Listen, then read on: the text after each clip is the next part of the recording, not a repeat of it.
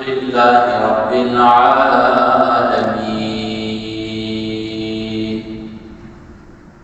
والعاقبة للمتقين والصلاة والسلام على سيد الأنبياء والمرسلين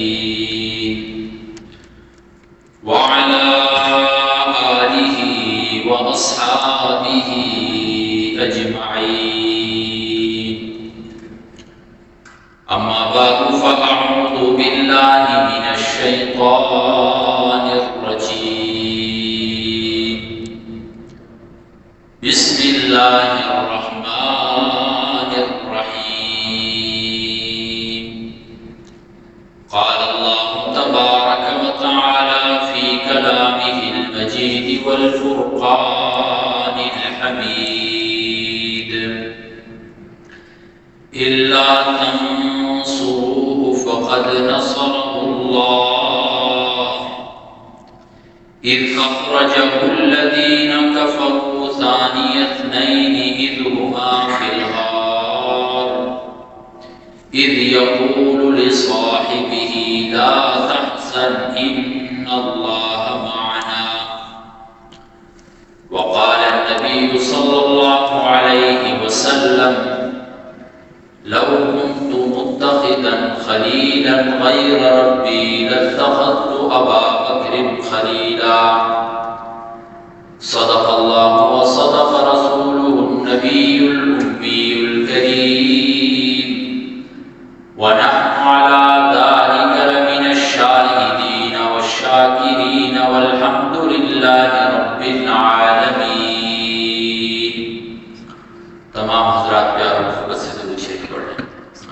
اللهم صل على محمد وعلى آل محمد كما صليت على إبراهيم وعلى آل إبراهيم إنك حميد مجيد.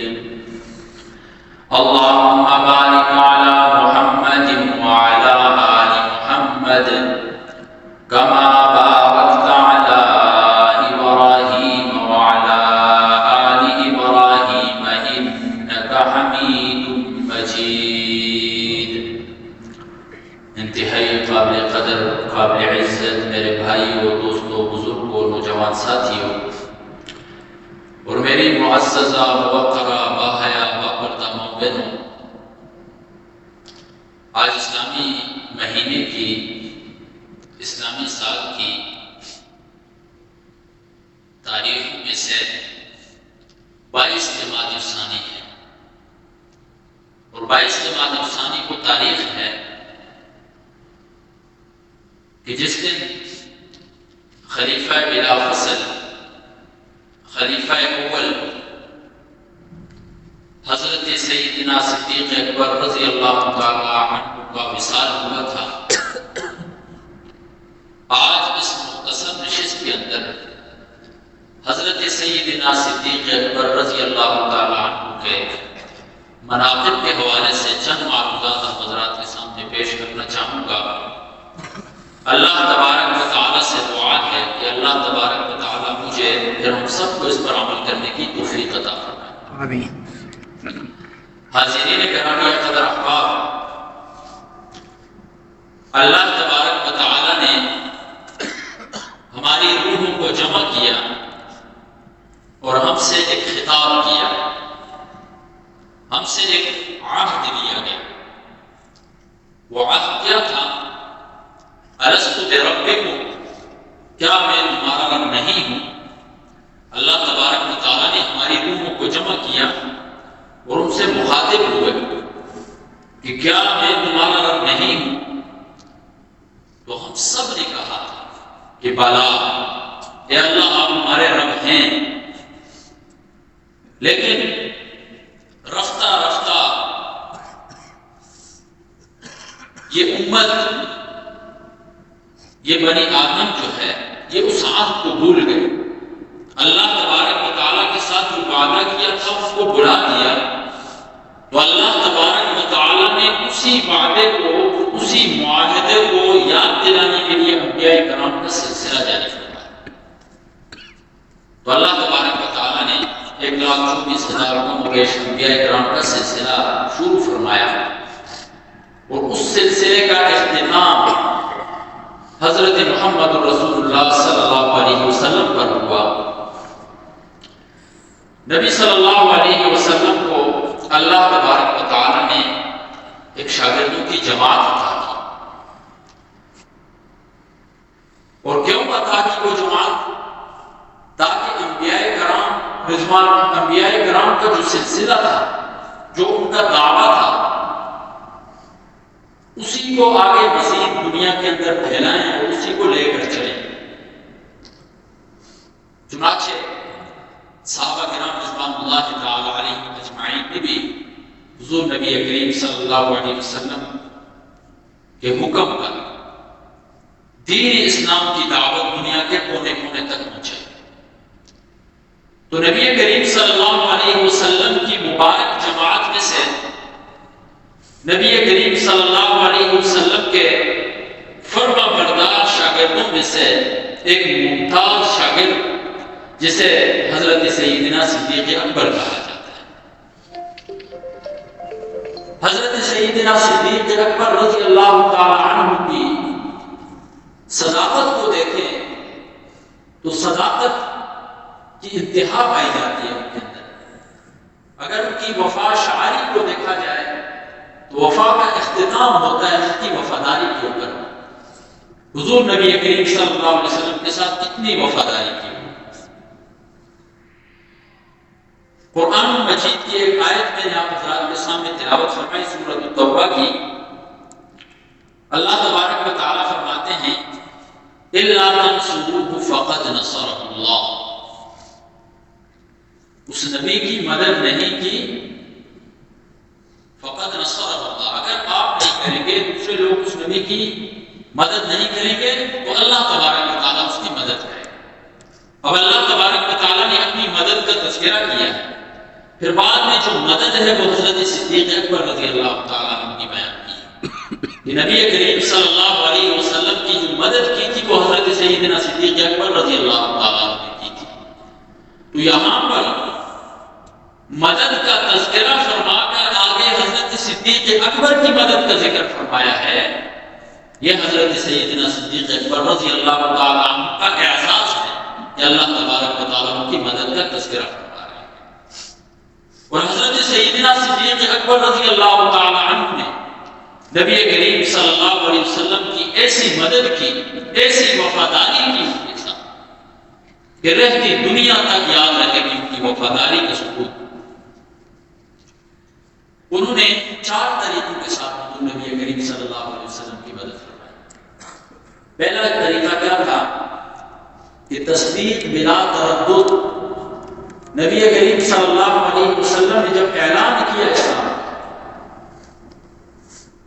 تو مختلف لوگ آئے جس کے سامنے حضور صلی اللہ علیہ وسلم اسلام پیش فرماتے تھے، کوئی انکار کر دیتا تھا، کوئی کہتا تھا مشورہ کرنا ہے، لیکن جب حضرت ابوبکر صدیق رضی اللہ تعالیٰ عنہ کے سامنے پیش کیا، انہوں نے بلا تردد اس کی تصدیق کر دی۔ یہ ہے حضرت سیدنا صدیق اکبر۔ اسی وجہ سے حضور نبی کریم صلی اللہ علیہ وسلم فرماتے ہیں مَا كَلَّمْتُ أَحَدًا فِي الْإِسْلَامِ إِلَّا أَبَى عَلَيْهِ، میں نے کسی سے بات نہیں کی ہے اسلام کے بارے میں مگر یہ کہ انہوں نے انکار کیا میرے ساتھ۔ إِلَّا ابن أبي قحافہ، ابو قحافہ کا بیٹا، کہ جب اس کو اسلام پیش کیا گیا فَإِنِّي لَمْ أُكَلِّمْهُ إِلَّا قَبِلَهُ وَاسْتَقَامَ عَلَيْهِ، کہ میں نے اس سے بات نہیں کی مگر یہ کہ اس نے اسے قبول بھی کیا اور اس پر قائم و دائم بھی رہے۔ یہ نہیں کہ میری بات مانی اور پھر چھوڑ دیا، بات کو تسلیم بھی کیا اور اس کے اوپر قائم و دائم بھی رہے، مرنے تک، وفات تک وہ قائم و دائم رہے۔ حضور نبی کریم صلی اللہ علیہ وسلم کے صحابہ کرام میں سے حضرت سیدنا صدیق اکبر رضی اللہ تعالیٰ عنہ کی 4 مسئلے صحابی، 4 مسئلے، بہت بڑا اعزاز ہے حضرت سیدنا صدیق اکبر کے لیے۔ ان کے والد صحابی، خود ابو بکر صدیق رضی اللہ تعالیٰ عنہ صحابی، ان کے بیٹے عبد الرحمن بن ابو بکر صحابی، ان کے بیٹے محمد بن عبد الرحمن صحابی، 4 صحابہ کرام رضوان اللہ تعالیٰ علیہم اجمعین گزرے ہیں، کسی کا والد کافر، کسی کا بیٹا کافر، کسی کا دادا کافر، کسی کا پوتا کافر، لیکن یہ واحد اعزاز حضرت سیدنا صدیق اکبر رضی اللہ تعالیٰ عنہ کو حاصل ہے کہ ان کی 4 نسلیں جو ہیں، والد، پھر وہ خود، پھر بیٹے، پھر پوتے ان کے جو ہیں وہ صحابی تھے. تو یہ اللہ تبارک و تعالیٰ کا ایک اعزاز تھا. تو حضرت سیدنا صدیق اکبر رضی اللہ تعالیٰ عنہ نے حضور نبی کریم صلی اللہ علیہ وسلم کی مدد، پہلی جو مدد کی وہ تصدیق بلا تردد، بغیر کسی شک و شبہ کے حضور نبی کریم صلی اللہ علیہ وسلم کی تصدیق کی. معراج کا واقعہ پیش آیا جب حضور نبی کریم صلی اللہ علیہ وسلم اپنی پھپھی ام ہانی کے گھر میں تھے. فرشتہ آیا، ان کو لے کر گیا، براق سواری کے اوپر سوار کیا، شام کی طرف گئے، وہاں پر انبیاء کو امامت کرائی، وہاں سے آسمان کی طرف گئے، پہلا آسمان، دوسرا آسمان، تیسرا آسمان، چوتھا، حتیٰ کے 7 آسمان عبور کیے، جنت جہنم کی سیر کی، اللہ تبارک و تعالیٰ کے ساتھ کلام ہوئے، پھر وہاں سے واپس ہوتے ہیں. یہ ایک لمحے کے اندر ہوا، رات کے ایک حصے کے اندر یہ سارا پروسیس ہوا.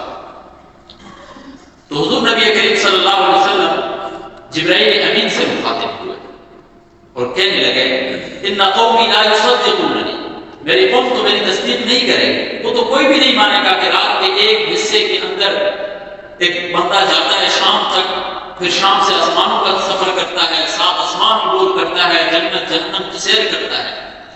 تو جبرائیل امین نے کیا خوب کلمات فرمائے. کہتے ہیں ان ابا بکر یصدقک وهو الصدیق، حضرت ابو بکر آپ کی تصدیق کریں گے اور وہی صدیق کی تصدیق کرنے والے. چنانچہ جب نبی کریم صلی اللہ علیہ وسلم صبح لوگوں کے سامنے گئے، انہیں خبر دی، انہیں یہ بات بتائی، واقعہ معراج بتایا، تو لوگ یقین کرنے کو کوئی تیار نہیں تھے. کفار مکہ کو تو موقع مل گیا کہ ابھی یہ ایسی بات ہے کہ اسے ابو بکر بھی تصدیق نہیں کرے گا اس بات کی. چنانچہ ابو جہل اٹھتا ہے اپنے کارندوں کے ساتھ اور حضرت ابو بکر صدیق رضی اللہ تعالیٰ کے پاس جاتا ہے. کہتا ہے کہ تیرے دوست نے ایک دعویٰ کیا ہے کہ میں نے آسمانوں کا چکر لگایا ہے، تیری عقل کو رکھتی ہے یہ بات؟ اس بات کو تو بھی نہیں مانے گا. تو حضرت صدیق اکبر رضی اللہ تعالیٰ عنہ نے فرمایا کہ ابو جہل، اگر یہ بات تو کرتا تو جھوٹی ہو سکتی تھی، یہ بات میں کرتا تو جھوٹی ہو سکتی تھی، ہمارے دونوں کے علاوہ کوئی اور کرتا جھوٹی ہو سکتی تھی، لیکن اگر یہ بات آمنہ کے لال نے کہی ہے تو اس کو فیصد درست ہے. حضرت صدیق اکبر حضور نبی کریم صلی اللہ علیہ وسلم کی تصدیق کرنے والے وہ صدیق. اسی طرح صحابہ میں ایک دفعہ ہم کلامی ہو گئی، حضرت سیدنا صدیق اکبر رضی اللہ تعالیٰ عنہ کے ساتھ کسی بات پر بحث ہوئی.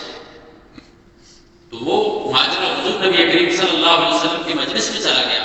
حضور نبی کریم صلی اللہ علیہ وسلم ناراض ہو گئے، وہ فرمانے لگے حل تارکونی صاحبی، کیا تم میرے دوست کو میرے لیے چھوڑتے ہو؟ میرے لیے اس کو چھوڑ دو، اسے تکلیف نہ دو. اور پھر فرمایا یا ایھا الناس، اے لوگو، انی قلت یا ایھا الناس انی رسول اللہ علیکم جمیعا، میں نے جب اسلام کا دعویٰ پیش کیا تھا میں نے کہا تھا کہ لوگوں میں تمام کی طرف رسول بنا کر بھیجا گیا ہوں، تو اکثر لوگوں نے میری تکذیب کی تھی، لیکن ابو بکر نے کہا تھا صدقت، تو نے سچ کہا ہے. ابو بکر نے پھر بھی میری تصدیق کی تھی. تو ابو بکر جو ہے وہ حضور نبی کریم صلی اللہ علیہ وسلم کی تصدیق کرنے والے، اور صرف اس پر اکتفا نہیں کیا بلکہ حضور نبی کریم صلی اللہ علیہ وسلم کی تصدیق اپنے مال کے ساتھ کی. حضور نبی کریم صلی اللہ علیہ وسلم کی مدد اپنے مال کے ساتھ کی.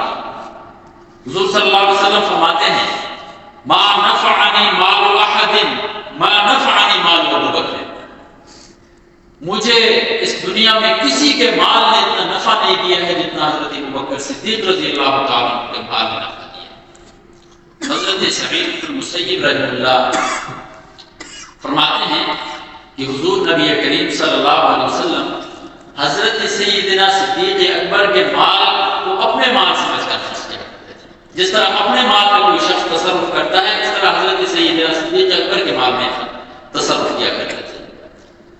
تو حضور نبی کریم صلی اللہ علیہ وسلم پر اتنا مال لٹایا انہوں نے، دین اسلام کی خاطر اتنا مال لٹایا کہ وقت آ گیا، مال ختم ہو گیا ہے، ٹاٹ کا لباس پہنا ہوا ہے اور اس کو کانٹوں کے ساتھ سیا ہوا ہے۔ اتنے بھی جبرائیل امین آتے ہیں اور جبرائیل امین پوچھتے ہیں کہ اللہ تبارک و تعالیٰ کی طرف سے آیا دو باتیں لے کر آئے۔ ایک تو یہ ہے کہ جبرائیل اللہ تبارک و تعالیٰ فرما رہے ہیں کہ ابو بکر کو میرا سلام ہے، اور دوسری بات کہ ابو بکر سے پوچھنا کہ کیا وہ اس حالت کے اوپر راضی ہے یا ناراض ہے مجھ سے۔ تو حضرت ابو بکر صدیق رضی اللہ تعالیٰ عنہ کے کانوں میں جب یہ جملے پڑے تو فرمانے لگے اَأَسْخَطُ عَلَىٰ رَبِّي، کیا میں اپنے رب سے ناراض ہو جاؤں گا؟ انا راضٍ عن ربی، انا راضٍ عن ربی، میں تو اپنے رب سے راضی ہوں، میں تو اپنے رب سے راضی ہوں۔ یہ تھے سیدنا صدیق اکبر رضی اللہ تعالیٰ عنہ میرے بھائی۔ اسی طرح حضور نبی کریم صلی اللہ علیہ وسلم فرماتے ہیں کہ اس دنیا میں جتنے لوگوں نے میرے اوپر احسان کیے ہیں میں نے تمام لوگوں کے احسان کا بدلہ چکا دیا ہے، ما خلا ابو بکر، ابو بکر کے سوا، کہ ابو بکر کے احسانات کا بدلہ میں اس دنیا میں چکا نہیں سکا ہوں، ابو بکر کے احسانات کا بدلہ اللہ تبارک و تعالیٰ سے آخرت میں تھا۔ اتنی بڑی فضیلت بات ہے، اتنے احسانات کیے حضور نبی کریم صلی اللہ علیہ وسلم پر۔ اور روایت میں آتا ہے حضرت جابر بن عبداللہ فرماتے ہیں کہ جب محشر کا دن ہوگا ان اللہ تعالی یتجلی للناس عامۃ، کہ اللہ تبارک و تعالی جلوہ افروز ہوں گے لوگوں کے لیے، عام لوگوں کے لیے، ولی ابی بکر خاصۃ، ابو بکر کے لیے خاص طور پر دیدار باری تعالی نصیب ہوگا۔ یہ ابو بکر کو وہ بدلہ مل رہا ہے جو اس نے حضور نبی کریم صلی اللہ علیہ وسلم پر احسانات کیے تھے، اور اس پر بھی اکتفا نہیں کیا حضرت ابو بکر صدیق رضی اللہ تعالیٰ، بلکہ اپنے اہل و عیال کے ساتھ مدد کے لیے اتر کے میدان۔ اور صدیق دوست تو وہ ہوتا ہے کہ جو مشکلات میں بھی کام آتا ہے۔ جب حضور نبی کریم صلی اللہ علیہ وسلم پر مشکل آئی، جب کفار مکہ ستانے لگے حضور نبی کریم صلی اللہ علیہ وسلم کو، روایت میں آتا ہے کہ حضور صلی اللہ علیہ وسلم مطاف کے اندر نماز میں کھڑے ہیں کہ عقبہ بن ابی معیط آئے اور اپنی چادر گلے میں ڈالی اور کھینچنے لگے اپنے لاؤ لشکر کے ساتھ۔ عقبہ بن معیط سرداران قریش میں سے تھا، کافر تھا۔ جب حضرت ابو بکر صدیق رضی اللہ تعالیٰ عنہ کو پتہ چلا تو اکیلے دوڑ پڑے اور عقبہ بن ابی معیط سے کہا اتقتلون رجلا ان یقول ربی اللہ، کیا تم اس شخص کو قتل کرتے ہو جو یہ کہتا ہے کہ اللہ تبارک و تعالیٰ میرا رب ہے؟ جرأت مندانہ انداز کے اندر کہا، عقبہ بن ابی معیط کے سامنے کہہ رہے ہیں۔ اور انہوں نے جب پیچھے مڑے حضرت ابو بکر صدیق رضی اللہ تعالیٰ عنہ پر وار کیا اور بے ہوش ہو گئے، خاندان والے اٹھا کر لے گئے۔ کچھ دیر کے بعد جب ہوش ہے تو پھر بھی پوچھ رہے ہیں کہ میرے محمد کا کیا بنا، میرے محمد کیسا ہے؟ گھر والے دودھ پیش کر رہے ہیں، کوئی پانی پیش کر رہا ہے، کوئی ملہم پیش کر رہا ہے، اور حضرت ابو بکر صدیق رضی اللہ تعالیٰ عنہ اپنے زخموں کو چھوڑ کر پھر بھی پوچھ رہے ہیں کہ اماں کے لال کی کیا حالت ہے، کیا وہ ٹھیک ہے؟ اپنی اماں جان سے کہہ رہے ہیں۔ اماں جان اس وقت ان کی کافرت تھی، تو انہوں نے کہا مجھے کیا پتا؟ فرمایا کسی سے پوچھ کر بتاؤ۔ پھر ام جمیل سے پوچھا گیا اور ام جمیل نے آ کر خبر دی کہ حضور نبی کریم صلی اللہ علیہ وسلم ٹھیک ہے۔ پھر بھی صبر نہیں ہوا، چل پڑے، لڑکھڑاتے چل رہے ہیں، زخموں سے لہولوان ہیں۔ جب حضور نبی کریم صلی اللہ علیہ وسلم کو دیکھا تو حضور نبی کریم صلی اللہ علیہ وسلم نے گلے لگایا۔ جب گلے لگایا تو کہنے لگے ابو بکر کیسے ہو؟ کہنے لگے جب آپ سے سینہ لگا لیا تو اب سارے دم ختم ہو گئے۔ حضور نبی کریم صلی اللہ علیہ وسلم کی اکیلے مدد کرنے کے لیے اتر جاتے۔ اور جب کفار نے ستایا، حضور نبی کریم صلی اللہ علیہ وسلم نے جب بار زور کی طرف ارادہ کیا نکل پڑے تو ساتھ حضرت ابو بکر صدیق رضی اللہ تعالیٰ ان مشکلات کے اندر بھی ہوتے، راستے پر چل رہے ہیں۔ امام ابن جوزی رحمہ اللہ نے لکھا ہے کہ نبی کریم صلی اللہ علیہ وسلم بھی چل رہے ہیں اور حضرت صدیق اکبر بھی چل رہے ہیں، تھوڑی دیر دائیں جانب چلتے ہیں، پھر بائیں جانب آ جاتے ہیں، پھر آگے چلے جاتے ہیں، پھر پیچھے آ جاتے ہیں۔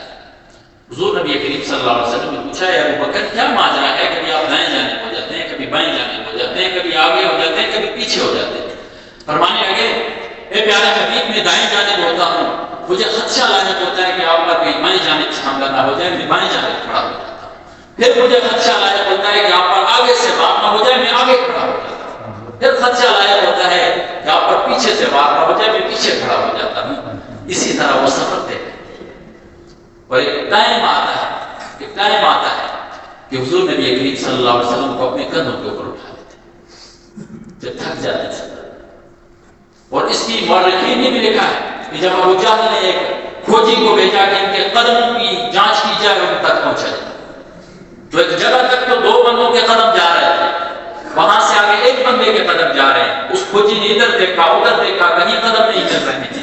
اس سے جب معذرت کی، ابو جہل نے کہا کہ میرا تجربہ یہ ہے کہ یہ یہاں تک 2 آئے ہیں، حضور نبی کریم صلی اللہ علیہ وسلم اور اس کے ساتھ صدیق اکبر، اور میرا ضمیر کہتا ہے کہ صدیق نے ضرور یہاں سے آگے محمد رسول اللہ کو اپنے قدم پر اٹھا لیا۔ اور غار کے اندر گئے، غار میں صفائی کی، وہاں پر اس کے اندر جتنے سوراخ تھے ان کو بند کیا، اور حضور نبی کریم صلی اللہ علیہ وسلم کے لیے اپنی گود پیش کر۔ یہ تھے صدیق اکبر میرے بھائی، اور اپنے اہل و عیال کو لگا دیا کہ وہ کھانا پہنچائیں، اپنے غلام عامر بن فہیرہ کو لگا دیا کہ وہ بکریاں چراتے چراتے غار کے قریب جائیں تاکہ وہاں پر حضور نبی کریم صلی اللہ علیہ وسلم کو تازہ دودھ پیش کیا جائے۔ اور ان کی بیٹی جب مغرب کے بعد اندھیرا ہو جاتا تھا تو کھانا لے کر اپنے بیٹے عبد الرحمن بن ابو بکر کو لگا دیا کہ آپ خبریں دیکھو کیسے حالات چل رہے ہیں تاکہ اس کے مطابق پلاننگ کی جائے۔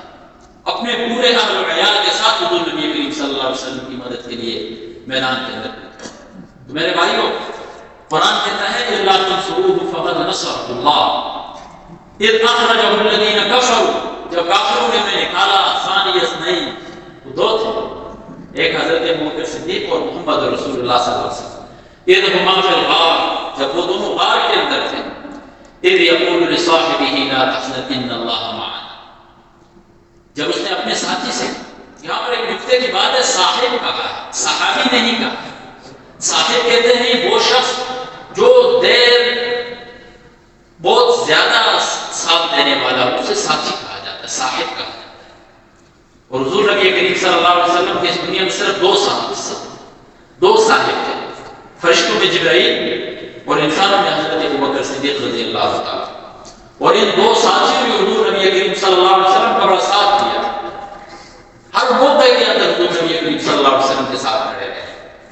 2 موقع ایسے آتے ہیں کہ جسے تاریخ میں قلم بند کیا ہے، ایک واقعہ معراج آتا ہے، ایک ہجرت آتا ہے، ایک سفر معراج ہے اور ایک ہجرت کا سفر ہے۔